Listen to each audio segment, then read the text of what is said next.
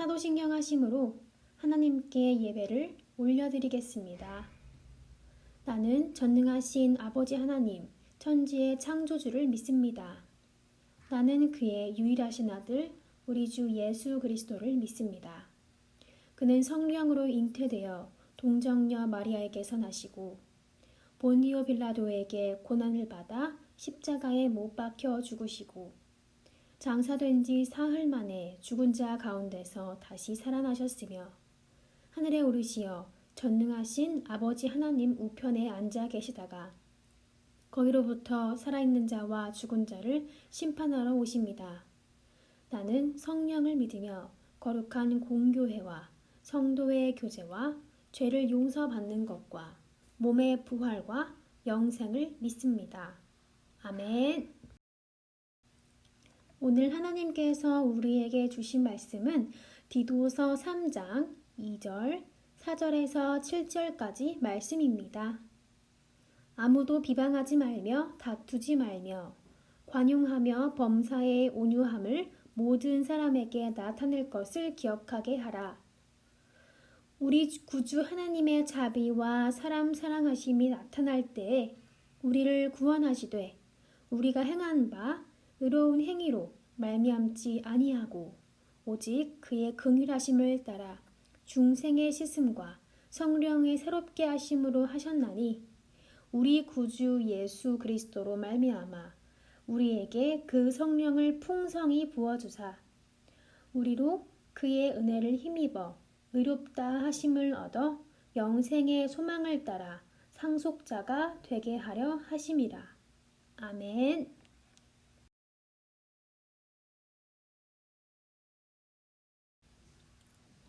여러분, 선생님이 퀴즈를 하나 낼게요. 사도행전은 총 몇 장으로 되어 있을까요? 네, 맞아요. 총 28장으로 되어 있어요. 예수님이 하늘로 올라가시고 교회가 생긴 이야기, 그리고 바울이 예수님을 만난 후 전도 여행을 다닌 이야기가 적혀 있어요. 사도행전은 바울이 로마 군인이 지키는 집에 갇혀 복음을 전하는 이야기로 끝나요. 그러나 바울의 전도 여행은 그것이 끝이 아니었어요. 오늘 그 후의 이야기를 들어볼 거예요. 바울은 풀려난 후 다시 전도 여행을 떠나요. 그렇게 꿈꾸던 서버나를 향해서 말이지요.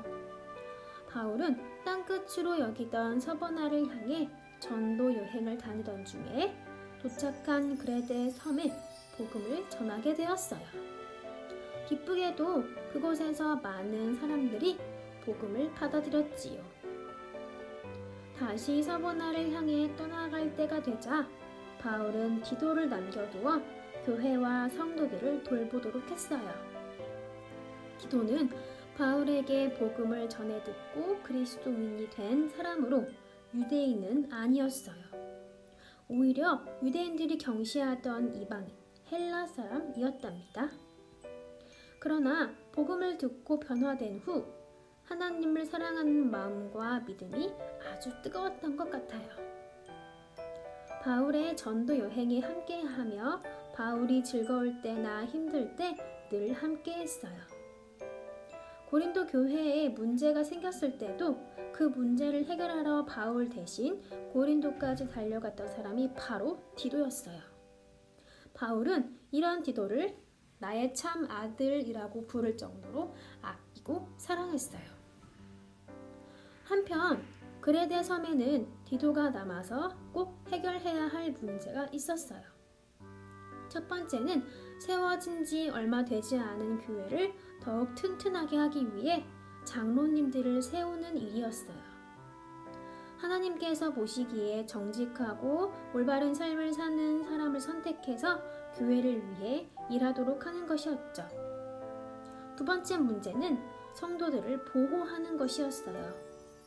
당시 그레데 섬에는 잘못된 말씀을 가르치는 교사들이 있었거든요. 바울은 복음을 전해 들은 지 얼마 되지 않은 성도들이 자칫 거짓 교사들의 가르침에 넘어갈까봐 염려가 되었어요. 또한 그레데 섬에는 거짓말을 일삼고 게으른 삶을 사는 사람들이 무척 많았어요. 그 사람들이 얼마나 게을렀는지 크레타 사람들은 예나 지금이나 거짓말쟁이요, 악한 짐승이요, 먹는 것밖에 모르는 게으른 뱅이다라는 속담이 있을 정도였어요. 그러니 그레데 섬에 남겨진 디도가 해야 할 일은 매우 중요한 일들이었어요. 디도가 이 일들을 어떻게 해결할 수 있었을까요? 바울이 디도에게 보낸 편지를 보면 알 수 있어요. 바울은 디도에게 그대는 스스로 모든 점에서 선한 행실의 모범이 되십시오 라고, 또한 예수님께서 우리가 선한 일을 열심히 하는 자기 백성이 되게 하셨다고 말해요. 즉 디도 자신이 모든 일에 선한 행동을 하여 모범이 되고 그레데 섬에 있는 성도들 또한 선한 삶을 살아 다른 그레데 섬 사람들과는 다른 삶을 살도록 해야 한다는 것이지요. 왜냐하면 예수님을 인해 구원받은 그리스도인들은 선하신 예수님을 따라 선하고 올바른 삶을 사는 것이 지극히 당연한 일이기 때문이에요. 바울은 편지에서 우리는 원래 죄인이었지만 하나님의 은혜로 의로운 사람이 되었고 하나님 나라의 상속자가 되었다고 말해요. 하나님 나라의 상속자라는 것은 우리가 하나님의 자녀라는 것이지요. 그러니 하나님의 자녀답게 다른 사람들과는 다른 선하고 올바른 삶을 반드시 살아가야 해요. 하나님의 말씀을 따라 살아가며 그리스도인으로서 다른 사람들에게 믿음의 본을 보이는 청년교회 친구들이 되기를 간절히 바라요.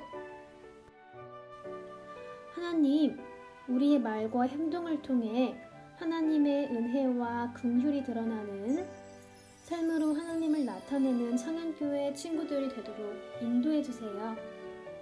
친구들을 빨리 만날 날을 기대합니다. 함께 모여 예배하고 즐거운 나눔 가지는 귀한 시간 갖도록 도와주세요. 함께 해주실 줄 믿습니다. 예수님의 이름으로 기도합니다. 아멘.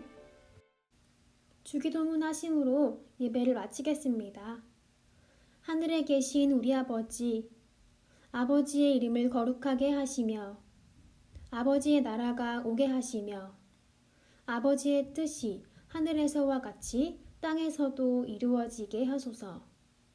오늘 우리에게 일용할 양식을 주시고 우리가 우리에게 잘못한 사람을 용서하여 준 것 같이 우리 죄를 용서하여 주시고 우리를 시험에 빠지지 않게 하시고 악에서 구하소서.